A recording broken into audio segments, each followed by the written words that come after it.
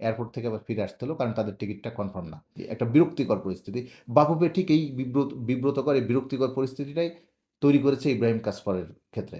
আর আমাদের বাংলাদেশের football federation যেন যতভাবে অপেশাদারিভাবে, যতভাবে এই যন্ত্রণাদায়ক পরিস্থিতিগুলো যেন তৈরি করা, তারা কখনো যেন এগুলো সামলাতে পারে না ঠিকঠাক মতো। আমরা আরও অনেক এরকম উদাহরণ আপনাদের দিতে পারবো যদি এক এক করে তালিকা করা হয়। কাসপার হক আর ইব্রাহিম নওয়াজের শনিবার সকাল 10:45 ঢাকা থেকে রওনা দেওয়ার কথা ছিল লন্ডনে। যেহেতু তারা জানতো কাতার এয়ারওয়েজে তাদের টিকিট কনফার্ম বলেই তারা এয়ারপোর্টে গিয়েছিল। এয়ারপোর্টে গিয়ে কাসপার এবং ইব্রাহিম, যে দুজন বাংলাদেশের একজন ফুটবলার, সদ্য সমাপ্ত লাতিন সুপার বাংলা কাপে মুগ্ধ করেছেন তাদের পারফরমেন্স দিয়ে, বিশেষ নজর কেড়েছেন এই দুই ইংল্যান্ড প্রবাসী ফুটবলার। তারা বেশ ভালো একটা সময় বাংলাদেশে কাটিয়ে তারা ফিরছিলেন ইংল্যান্ডে। এয়ারপোর্টে গিয়ে তাদের একটা খুবই তিক্ত অভিজ্ঞতা হলো। একটা বাংলাদেশের জন্য আমি বলবো একটা লজ্জাজনক অভিজ্ঞতা।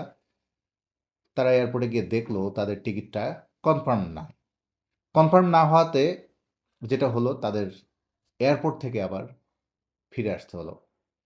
ক্যাসপার এই কদিন ছিলেন সাভারে তার দাদার বাড়িতে। ইব্রাহিম ঢাকাতেই তার চাচার বাসাতে হয়তো। সেখানে আবার তারা ফিরে আসলেন। কিন্তু কি অভিজ্ঞতাটা হলো?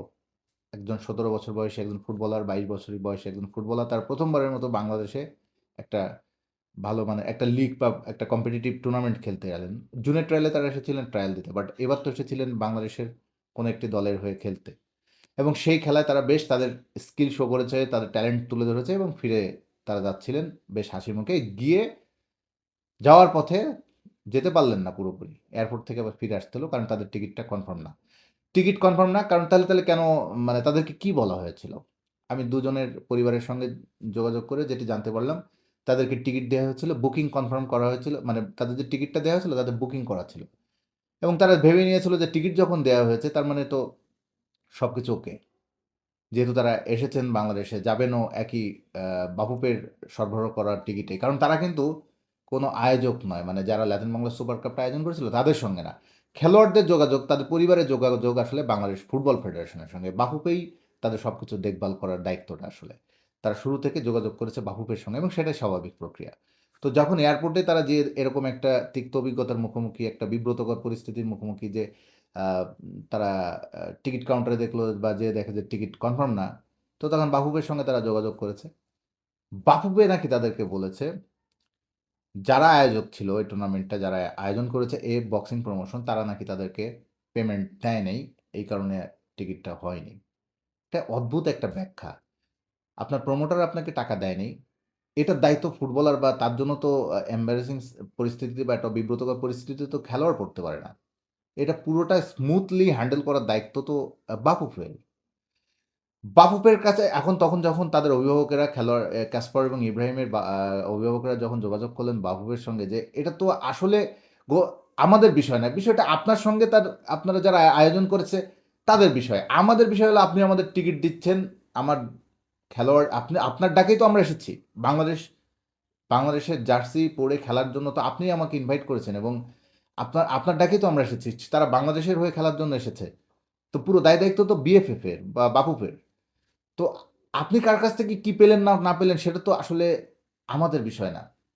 এটা আপনি আলাদাভাবে দেখেন। আপনার আলাদা বিজনেস। কিন্তু খেলোয়াড়ের সঙ্গে তো প্রফেশনাল একটা পেশাদারি আচরণ বা সবকিছু স্মুথ হওয়া উচিত, তাই না? তা আসলে খুবই তারা বিরক্ত, হতাশ এবং এখানে আসলে তারা অনেকটা বিরক্তি নিয়ে আবার ফিরে এসেছেন। কতটা আপনি চিন্তা করেন, আপনার নিজের ক্ষেত্রেই বা কি হইতো? আপনি পার্সোনালি কেউ আপনাকে একটা টিকিট দিয়েছে, আপনি এয়ারপোর্টে গিয়ে দেখলেন সেই টিকিটে কাজ হচ্ছে না। মানে টিকিট কনফার্ম হয়নি। আপনি আবার খুব মানে আপনি গুছিয়ে গেলেন চলে যাবেন বলে, আবার ফিরে আসতে হলো। এটা আপনার জন্য একটা ব্যক্তিগত পর্যায়েও কতটা বিব্রতকর, একটা খারাপ লাগার পরিস্থিতি, একটা বিরক্তিকর পরিস্থিতি। বাফুফে ঠিক এই বিব্রতকর, এই বিরক্তিকর পরিস্থিতিটাই তৈরি করেছে ইব্রাহিম কাসপারের ক্ষেত্রে। তো সেক্ষেত্রে ইব্রাহিমের ফ্যামিলি, ক্যাসপারের ফ্যামিলি খুবই বিরক্ত এবং তারা তাৎক্ষণিকভাবে যেটা করেছে, এয়ারপোর্ট থেকে ফিরে আসার সময় একই সঙ্গে তারা আগামীকাল ভোরে তাদের নিজেদের দায়িত্বে টিকিট কনফার্ম করেছে। তারা কাল ভোরে চলে যাবে। কিন্তু এখানে আবার বাফুফে যেটা বলেছে নাকি তাদের, যে আপনারা আপনাদের অ্যাকাউন্ট নাম্বারটা দিয়ে যান বা অ্যাকাউন্ট নাম্বারটা দেন, আমরা রিফান্ড করে দেবো। টিকিটের যে টাকাটা আসে আমরা দিয়ে দেবো। কিন্তু আমি মনে করি যে পুরো বিষয়টা বাফুফে খুবই অপেশাদারিভাবে ডিল করেছে, খুবই অপেশাদারিভাবে।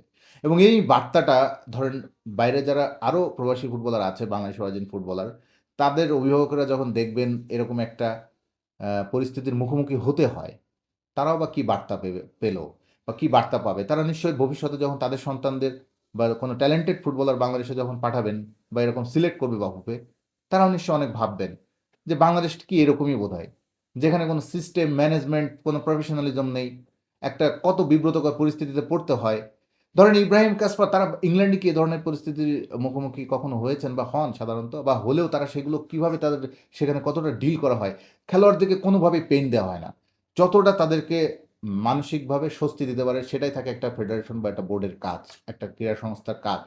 আর আমাদের বাংলাদেশের ফুটবল ফেডারেশন যেন যতভাবে অপেশাদারিভাবে, যতভাবে এই যন্ত্রণাদায়ক পরিস্থিতিগুলো যেন তৈরি করা, তারা কখনো যেন এগুলো সামলাতে পারে না ঠিকঠাক মতো। আমরা আরও অনেক এরকম উদাহরণ আপনাদের দিতে পারবো যদি এক, এক করে তালিকা করা হয়।